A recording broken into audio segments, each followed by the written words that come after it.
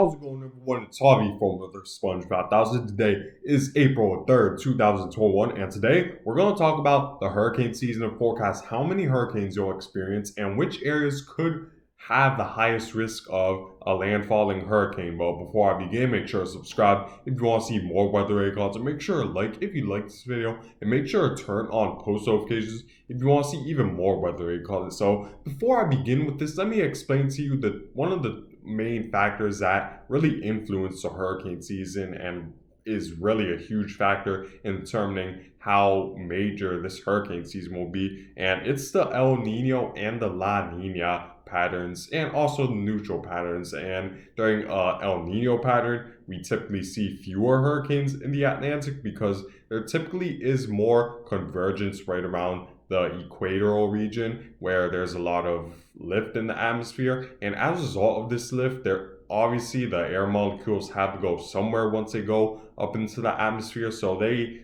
divert, and as that divergence occurs, it really creates a very unstable, it really creates just very strong wind shear because there's so much divergence from the upper levels that is happening in this area, that divergence moves into the Atlantic, and typically that sort of hinders hurricane development because there's strong wind shear because you have the upper level winds that are diverting from this region going into the Atlantic, which is going against the typical path hurricanes usually go to, which is towards the west, while the wind shear, the divergent wind shear, is coming from the east, and that creates just very strong wind shear and less hurricanes overall for the Atlantic during the hurricane season. However, in a La Nina, the opposite happens where the air is very cool and dry and it's very stable in this region. So as a result, there isn't really much divergence going on in the upper levels of the atmosphere right around the equatorial region, and as a result, and also it benefits these hurricanes in the Atlantic because it gives hurricanes pretty much an air to breathe out all the air it rises into the upper levels, because obviously hurricanes, they absorb a lot of air molecules and it's forced upwards, and for hurricanes to really grow and strengthen, they need that air to divert to allow the convection to continue to continuously occur, and which creates a wind and the precipitation in the hurricanes. And as a result of this dry area, it gives the hurricanes an area to breathe out all the air it's absorbing, and also there's tends to be a lot more lift when we see the equatorial region just very dry because pretty much all throughout the earth, whatever sinking there needs to be at least an equal amount of rising air in another region, and that's typically more likely to happen in the Atlantic where more hurricanes are more likely to occur, as you could see where the equator is much drier than typical and the air is a lot more stable and there's a lot of sinking going on with the air molecules, while in this region the air molecules and the water vapor, there's a lot of buoyancy with them, so more hurricanes are likely to occur. Now with that being said, what are the chances of either getting an El Nino this year or a La Nina? Well, let's first take a look at the trend that's been happening over the past several months regarding the El Nino and La Nina patterns, and you see that, and for pretty much for something to be considered an El Nino or La Nina, it needs to have the sea surface temperatures in the Nino, typically in the Nino 3.4 region, have to be at least above 0.5 degrees Celsius for 3 consecutive months to be considered an El Nino phase, while for a La Nina phase, it needs to be the sea surface temperatures in the Nino 3.4 region need to be below the 0.5 degree average threshold, below average, to be considered for 3 consecutive months to be considered La Nina, to be considered in a La Nina pattern. And if we take a look at the past several months, you see ever since the month of May 2020, so almost a year now, we've been seeing lower than average sea surface temperatures throughout the equatorial region, and it started right around 0.36 degrees Celsius below average from what you typically see in May 2020, right around that region. But if we continue to move forward, you see that it rises below, I mean, it doesn't rise, it sinks below the negative zero point 0.5 degrees Celsius ratio, which is sufficient enough to be considered a La Nina. And it stays like that all the way to where we are right now, just past February and March of 2021. We still have to wait and see how March turns out. However, it's unlikely that we're going to see any major drastic changes headed into March. Maybe in April, there is that slight possibility that we could maybe get into a neutral phase, or closer to above average sea surface temperatures in the Nino 3.4 region. However, more likely than not, even headed into this month of April, we're still going to see sea surface temperatures likely well below average for that time of the year. Since it's unlikely for the sea surface temperatures to just change drastically within a matter of 2 months. But if we take a look at the trend that's been occurring over the past several months, the temperatures have been rising steadily, not at a drastic rate, but steadily enough to the point where maybe by the time we reach the summer, we could be closer to, let's say, average when it comes to sea surface temperatures. However, there's still a lot of uncertainty with that. We just have to wait and see if this trend continues, because starting in November 2020, the sea surface temperature was 1.42 degrees below average in Celsius, while if we take a look at the change over the past several months, you see that there's nearly a 50 or 0.5 degree Celsius difference in terms of the average sea surface temperature. So the trend has been leaning more towards warming the sea surface temperatures up in the Nino 3.4 region, which is sort of expected because there's only so much time. Weather changes so quickly that there's only so much time that a certain pattern could stay in place, and it almost seems like it's time that we're going to see a warming of sea surface temperatures. However, that does not mean by the summer at all we're going to experience an El Nino, as in fact that's a very slim chance that we're currently at a very slim chance of experiencing an El Nino for this summer, which is unfortunate because an El Nino would certainly lower the chances of many hurricanes occurring this year. But if we take a look at the current forecast provided by the CPC, and if we take a look at that, you see that we're right around April at this point right now. However, what's interesting is that even in the month of April, the CPC is forecasting mostly a neutral phase to occur, while at this point there's only a slight chance that we will be in a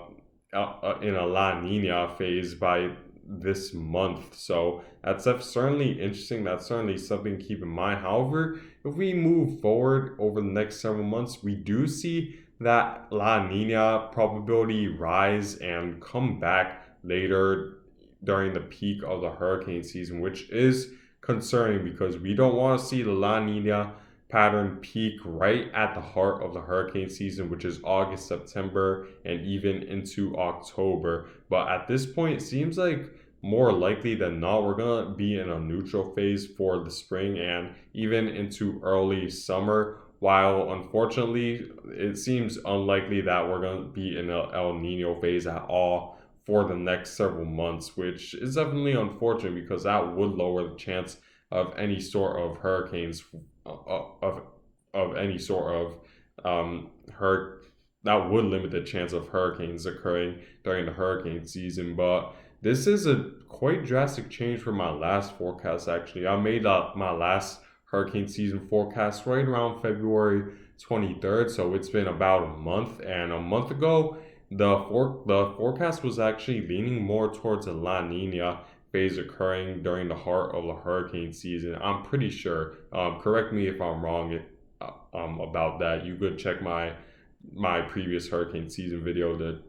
to see if I was correct, but I'm pretty sure that in my last forecast the CPC was leaning more towards a higher probability of a La Nina occurring, but that doesn't seem to be the case this time around. So as a result, I made the necessary changes to give you guys an accurate forecast of how many hurricanes you may experience this hurricane season. And I think the probability of a neutral and a La Nina phase will definitely change, and it's going to be a close call to see what phase will take over by heart of the hurricane season. I think it's more likely than not we're going to experience a higher than average hurricane season either way, whether it's a neutral phase or a La Nina phase, because during a La Nina phase, obviously hurricanes are more prone to happen because there's more lift in the atmosphere in the northern Atlantic. But we can't underestimate a neutral phase because it still has La Nina characteristics, and even if it's just a neutral phase, which is a little less than a La Nina phase, not the neutral phase. We've seen neutral phase hurricane seasons be quite active in history, so we can't underestimate the neutral pattern as well when it comes to a hurricane season. And also another thing that's to point out that's very important is that the sea along with a potential neutral phase, we're going to see a higher than average sea surface temperatures throughout the Atlantic most likely, and that could and overall, the fact that we're going to see above average sea surface temperatures in the Atlantic, the neutral phase won't really slow the hurricane season down that much as long as sea surface temperatures are above average in the Atlantic, and that's what we're currently seeing. Where the main development region, where majority of a lot of these tropical storms and hurricanes form, is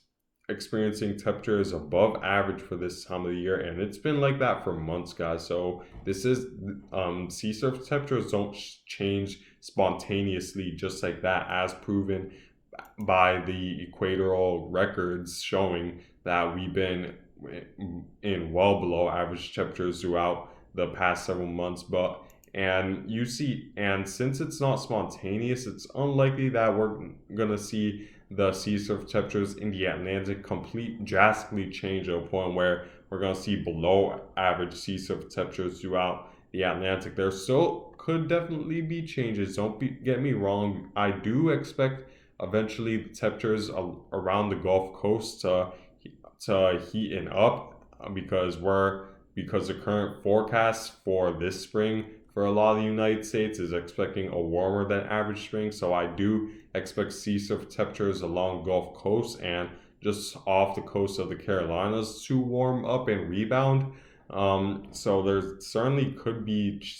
changes, but I think more likely than not, most of the Atlantic and will experience above average sea surface temperatures, and that's gonna just create a lot more lift in the atmosphere right around the Atlantic, which will certainly enhance the chance of a major hurricane threat throughout the Atlantic, even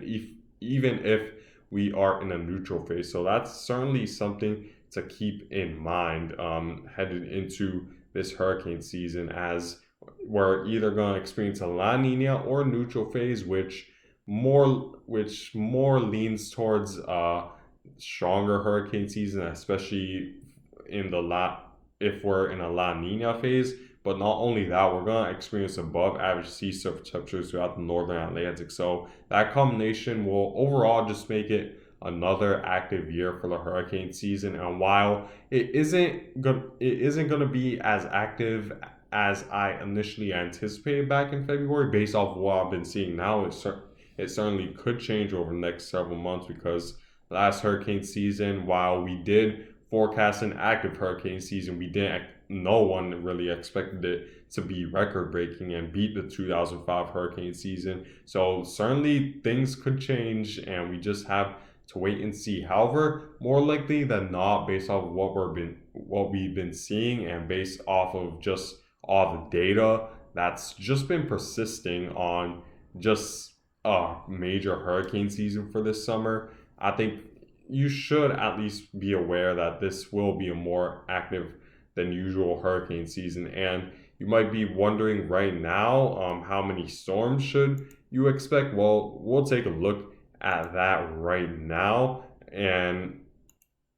as you can see, this is my current forecast with the hurricane season, which areas will experience the highest risk when it comes to hurricanes, and which areas will experience more hurricanes and tropical storms than usual, and which areas it's a little bit more uncertain or around average or below average when it comes to the amount of storms you should expect. So, in the main development region, I'm expecting an above average hurricane season, and obviously the highest risk, which is typical for most hurricane seasons at the main development region, is the area of highest risk, obviously. So in the Caribbean, you need to watch out for that. And the reason why I expected it to be above average is, like I said, we're either going to be in a La Nina or neutral phase, which will mean that more likely than not, we're going to experience an above average. We're going to experience above average lift in the atmosphere, more convergence occurring in this region, which will induce a lot more hurricanes and storms and create them. And also, the above average sea surface temperatures will encourage a lot of buoyancy with these air molecules and the water vapor in the atmosphere, and that will help really strengthen a lot of these hurricanes. And the limited wind shear, as also that's going along with the La Nina phase, will certainly help. So I do expect it to be above average for the pretty much the main development region of the Atlantic and extending the Caribbean. And I did lower the risk just a little bit around the Gulf Coast because as of right now, currently the sea surface temperatures are slightly below average. While I do expect it to change, I want to go with what's happening right now rather than what could happen, because who knows, maybe even the forecast of a warmer April than usual could be wrong. So at this point, I'm gonna stay on the safe side and lean towards mainly an average hurricane type season around the Gulf Coast when it comes to landfalls and the amount of storms forming. However, keep in mind, I think this certainly could change and the risk could get higher along the Gulf Coast. And then it remains uncertain, like usual, for the Northeast because it's just very uncertain how much wind shear there will be. And also, what determines the amount of hurricane landfalls and formations around Northeast really all depends on timing, because typically the Northeast, for a hurricane or a tropical storm to move up along the East Coast, it really needs that perfect timing where the wind shear is light, or at least the jet stream is in a position where it'll steer it towards the coast, or maybe the ridge gets close enough to steer it along the coast. And typically it's hard to really get that timing right. So I listed uncertain for most of the Northeast coast, but yeah, overall just expect an above average and higher risk of hurricanes for this year, as that's current consensus. It could be maybe record breaking like last year, or maybe a little less, but I think most could agree that this will be an above average hurricane season. And in terms of how many storms you should expect, so in my last forecast, I listed 24 total storms because the forecast was leaning more towards a La Nina phase. But now, since the current CPC forecast is leaning more towards non-El Nino, neutral phase, I have lowered it just a bit, but still, a hurricane season that's well above average. So keep that in mind, that